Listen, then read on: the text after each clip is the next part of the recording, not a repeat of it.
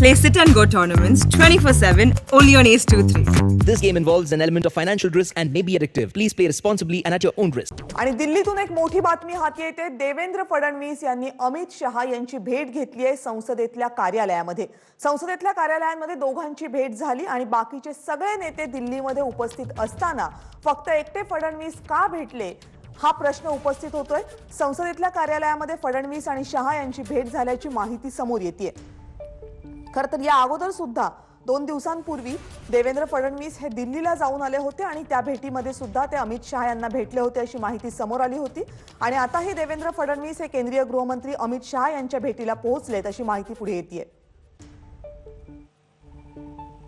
102nd amendment के बाद जो परिस्थितियां तैयार हुई थी और सुप्रीम कोर्ट ने एक निर्णय के तहत ये कहा था कि उसका इंटरप्रिटेशन ऐसा होता है कि सारे अधिकार सेंटर के पास है.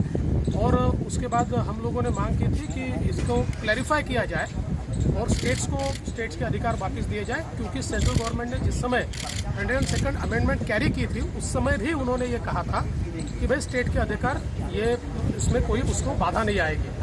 तो आज उसी के संदर्भ में बिल ये लोकसभा और राज्यसभा में रखा जाने वाला था और उसी सिलसिले में मैंने HM साहब से मुलाकात भी की है और उनको निवेदन भी किया है कि इसी अधिवेशन में ये बिल जो है इसको मान्यता मिले.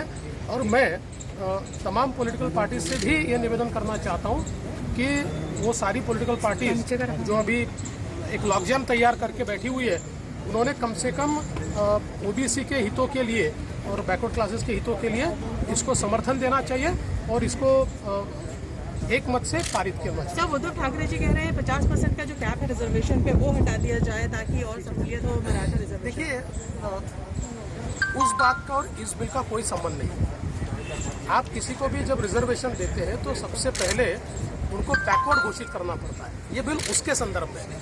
आप परसेंटेज की बात तो तब आएगी जब कोई बैकवर्ड होगा. तो बैकवर्ड घोषित करने का जो अधिकार स्टेट का था वो जो चला गया था वो अब स्टेट को वापस मिल रहा है. तो पहले वो कार्रवाई तो पूरी करें बैकवर्डनेस की. इसलिए ये मुझे ऐसा लगता है कि एक प्रकार से अपनी जिम्मेदारी को टालने का ये काम है. जब ये मांग उठती है तो जो आपको जिम्मेदारी दी है, क्योंकि सुप्रीम कोर्ट ने मराठा बैकवर्डनेस का जो एक रिपोर्ट था उसको नकार दिया, तो अब नए सिरे से बैकवर्ड घोषित करना पड़ेगा. तो अब तक तो ये कह सकते थे कि भाई करना है, लेकिन जी हमारे पास तो स्टेट के पास कोई अधिकार ही नहीं है. अब ऐसा नहीं है. अब इस अमेंडमेंट से सारा अधिकार स्टेट को मिल रहा है. उनकी जिम्मेदारी उनको करना पड़ेगा. तर राज्य भाजपचे सर्व नेते दिल्लीत असताना फक्त फडणवीस हेच अमित शहा यांना भेटल्यानं चर्चा उपस्थित झालेली आहे. मात्र देवेंद्र फडणवीस यांनी नुकतंच दिल्लीमध्ये बोलताना आरक्षणाच्या संदर्भामध्ये ही भेट झाली असल्याचं म्हटलेलं आहे.